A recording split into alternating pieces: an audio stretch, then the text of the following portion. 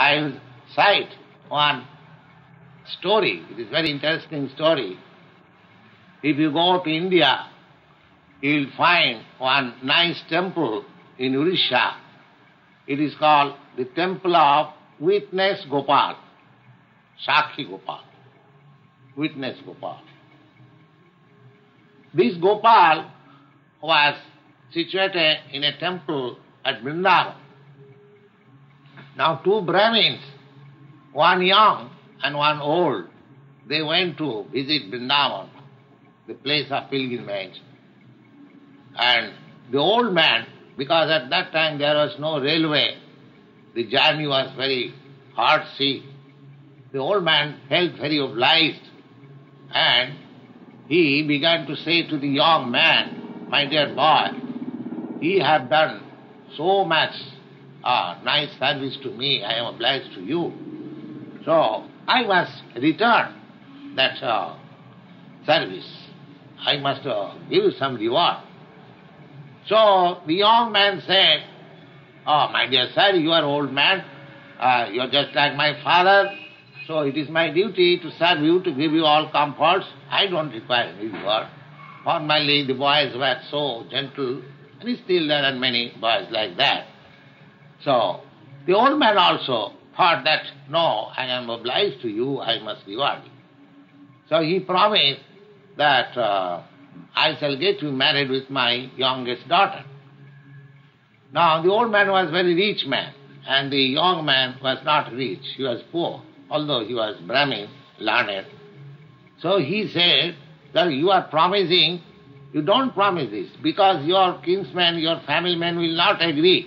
I am poor man, and you are rich man, you are aristocratic. So it will be not, this marriage will not take place. Don't promise in that way before the deity. It is not good, because it is there. But he was firm faith that Krishna is hearing, and because the talks were going on in the temple, so it will not be fulfilled. No, because the old man became still more persistent. "Oh, my daughter I shall offer you, who can forbid me?" So in this way, when they came back, one day the old man proposed to his eldest son that your youngest sister should be married with that boy that I have promised. The eldest son of that old man became very angry. "Oh, how you have selected that boy to be husband of my sister?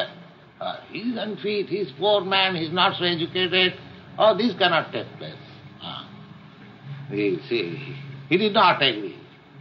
Then the mother of the girl, he came to the old man, "Oh, if you get my daughter married with that boy, then I shall commit suicide."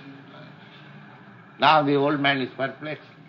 Then one day, the boy was anxious that the old man promised before the deity. Now he is not coming. So he one day came to his house. "Well, my dear sir, you promised before the Lord Krishna, and you are not fulfilling your promise. How is that?" The old man was silent because he was praying to Krishna that I am now perplexed.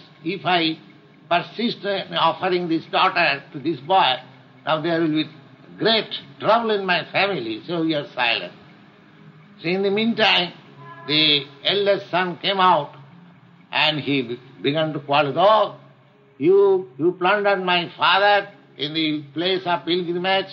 You gave him some LSD or something, intoxication. You took all the money from my father. Now you say that he has promised to offer you my younger sister, you fool."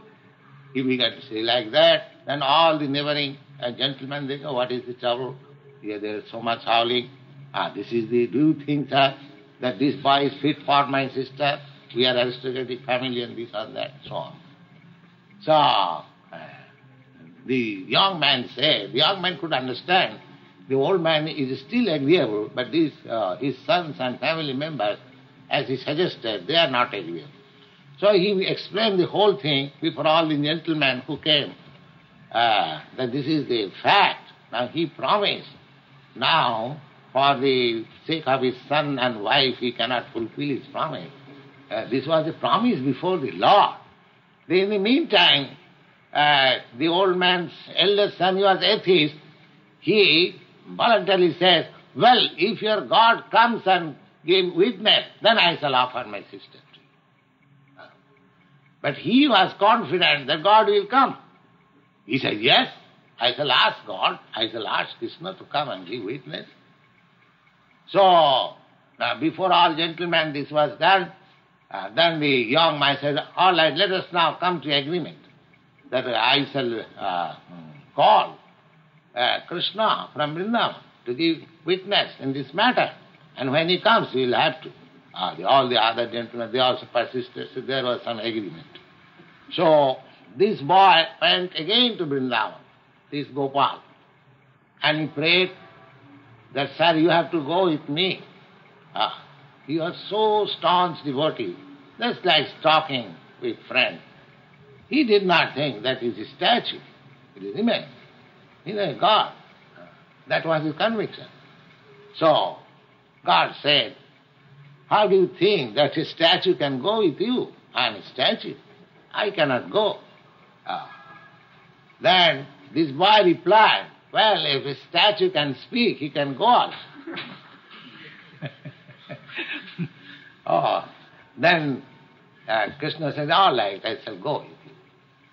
Then there was some arrangement that you will not see me, but I will go with you. I will go with you and you will hear the sound of my nupur. A nupur is an instrument which is fixed up in the leg of Krishna. It sounds like chin, chin, chin, chin, just like.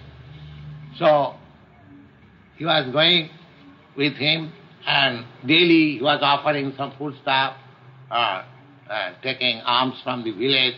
In this way he was coming.